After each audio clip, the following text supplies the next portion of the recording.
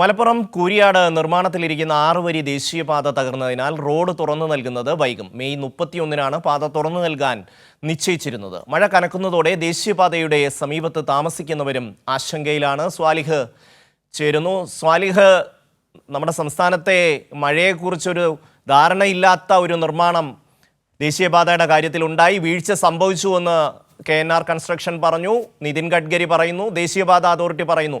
എങ്ങനെയാണ് കാര്യങ്ങൾ? എങ്ങനെയാണ് അവരിത് പരിഹരിക്കുക?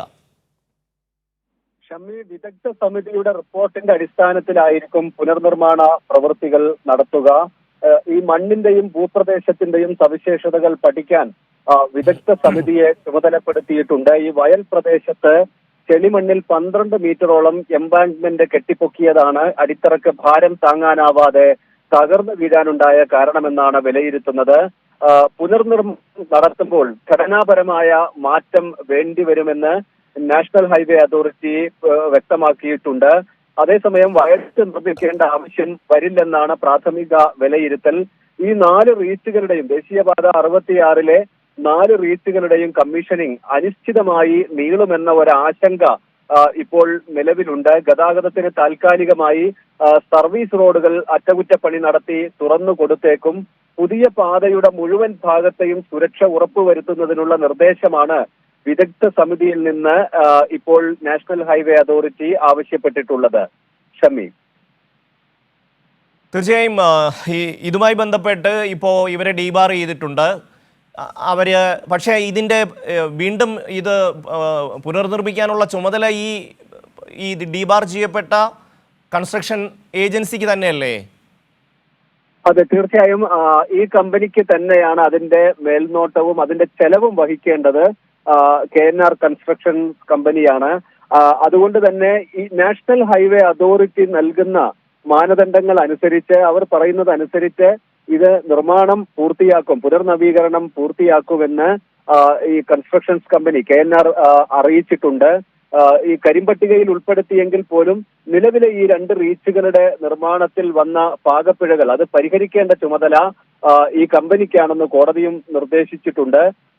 ഈ കാപ്പിരിക്കാട് മുതൽ വളാഞ്ചേരി മുതൽ രാമനാട്ടുകര വരെയുമുള്ള റീച്ചിന്റെ നിർമ്മാണ പ്രവൃത്തികളാണ് ഇപ്പോൾ KNR നടത്തി വരുന്നത്. ഷമ്മി, സ്വാലിഹ്, ഇന്നലെ ഹൈക്കോടതി വളരെ ശക്തമായ വിമർശനമാണ് ദേശീയപാത അതോറിറ്റിക്ക് നേരെ ഉയർത്തിയത്. നമുക്കറിയാം, കേരളത്തിൻ്റെ ഒരു നാഡീ ഞരമ്പാണ് ഈ NH66 എന്ന് പറയുന്നത്. കേരളത്തെ ഏതാണ്ട് പൂർണ്ണമായും കണക്ട് ചെയ്യുന്ന മറ്റൊരു സംവിധാനം നമുക്കില്ല, ഈ ഒരു പാത മാത്രമേ ഉള്ളൂ. അപ്പോൾ അതിൻ്റെ കൺസ്ട്രക്ഷൻ എന്ന് പറയുന്നത് കേരളത്തെ സംബന്ധിച്ചിടത്തോളം ഏറ്റവും പ്രധാനമാണ്, കേരളത്തിലെ ജനങ്ങളെ സംബന്ധിച്ച് അങ്ങേയറ്റം പ്രാധാന്യമുള്ള കാര്യമാണ്. അവിടെയാണ് ഇവർ ഈ ഒരു എന്താ പറയുക ഇത്രയും വീഴ്ച വരുത്തിയിരിക്കുന്നത്. അത് കോടതി പോലും ചൂണ്ടിക്കാട്ടുകയാണ്. സാലു, തീർച്ചയായും കോടതി ഇക്കാര്യത്തിൽ രൂക്ഷമായ വിമർശനങ്ങൾ നടത്തിയിരുന്നു. കേന്ദ്ര മന്ത്രി നിതിൻ ഗഡ്കരി തന്നെ നാഷണൽ ഹൈവേ അതോറിറ്റി അധികൃതരുമായി ഇക്കാര്യത്തിൽ നിർദ്ദേശങ്ങൾ നൽകിയിട്ടുണ്ട്. പക്ഷേ ഇത് എന്ന് പൂർത്തിയാക്കാനാവും? ഈ ഭാഗത്തെ സംബന്ധിച്ചിടത്തോളം പ്രധാനമായും മലബാറിൽ നിന്ന് മധ്യ കേരളത്തിലേക്കൊക്കെ വരുന്ന ദേശീയപാതയാണ് ഈ 66 എന്ന് പറയുന്നത്. അത് പൂർണ്ണമായും അടഞ്ഞു കിടക്കുന്ന ഒരു സാഹചര്യമാണ്. ഇപ്പോൾ താൽക്കാലികമായി മറ്റു ചെറിയ റോഡുകളിലൂടെയൊക്കെ വലിയ ഗതാഗത കുരുക്കും നിലവിലുണ്ട്. ഇത് എത്ര നാൾ ഇത് പോകുമെന്നത് സംബന്ധിച്ച് ഒരു വ്യക്തതയുമില്ല. കാരണം ഈ പുനർനിർമ്മാണത്തിന്റെ കാര്യത്തിൽ ഒരു തീരുമാനം വന്നതിന് ശേഷം അതിന്റെ ഘടനാപരമായ കാര്യങ്ങളിലൊക്കെ പുതിയ ഒരു തീരുമാനം വന്നതിന് ശേഷമായിരിക്കും ഇതിന്റെ നവീകരണ പ്രവൃത്തികൾ. അതുവരെ സർവീസ് റോഡ് തുറന്നു കൊടുക്കേണ്ടി വരും. അതിനുള്ള നടപടികൾ തുടങ്ങിയിട്ടുണ്ട്.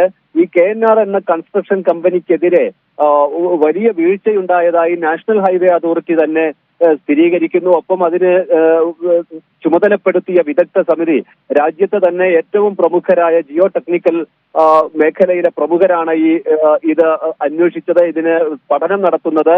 ഈ സംഘവും KNRന് വീഴ്ച പറ്റി എന്ന് പ്രാഥമികമായി വിലയിരുത്തിയിട്ടുണ്ട്. ഷമി, തീർച്ചയായും സ്വാലിഹ്, ഇത്രയും പ്രധാനപ്പെട്ട ഒരു വീഴ്ച വരികയാണ്.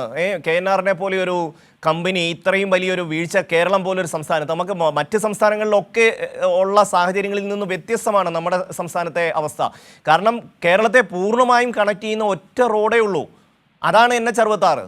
അതിൻ്റെ നിർമ്മാണത്തിൽ ഈ ഒരു വീഴ്ച വന്നു കഴിഞ്ഞാൽ നമ്മൾ ഏത് രീതിയിൽ അതിനെ അതിജീവിച്ചു? അതുകൊണ്ടാണ് ഹൈക്കോടതി പോലും ഈ വിഷയത്തെ അത്ര ഗൗരവത്തോടു കൂടി കണ്ടത്. കാരണം കേരളത്തിലെ ജനങ്ങളുടെ പ്രതീക്ഷയാണ് ഈ റോഡ് എന്ന് ഹൈക്കോടതി പോലും പറഞ്ഞത് അതുകൊണ്ടാണ്. പക്ഷേ നമ്മുടെ പ്രതിപക്ഷവും നമ്മുടെ ചില മാധ്യമങ്ങളും ആഹാ ഇടിഞ്ഞല്ലോ, ഭയങ്കര സന്തോഷം, എങ്ങനെ സർക്കാരിനെ, സംസ്ഥാന സർക്കാരിനെ ഇക്കാര്യത്തിൽ നമുക്ക് ക്രൂശിലേറ്റാം എന്നുള്ള ചിന്തയുടെ പുറത്ത് കുറച്ച് കാര്യങ്ങൾ ഒരറ്റത്തു കൂടെ നീങ്ങുകയാണ് സ്വാലിഹ. അവിടെ മുസ്ലിം ലീഗിൻ്റെ, യൂത്ത് ലീഗിൻ്റെയൊക്കെ പ്രതിഷേധം ഉയർന്നു വന്നത് നമ്മൾ കണ്ടതായിരുന്നല്ലോ. കേന്ദ്രത്തിനെതിരെ ഒരു പ്രതിഷേധവുമില്ല. പ്രതിഷേധം മുഴുവൻ അല്ലെങ്കിൽ അത് പിണറായി വിജയൻ്റെയും സർക്കാരിൻ്റെയും മുകളിലേക്ക് ആക്കാനുള്ള നീക്കമാണ് അവർ നടത്തുന്നത്.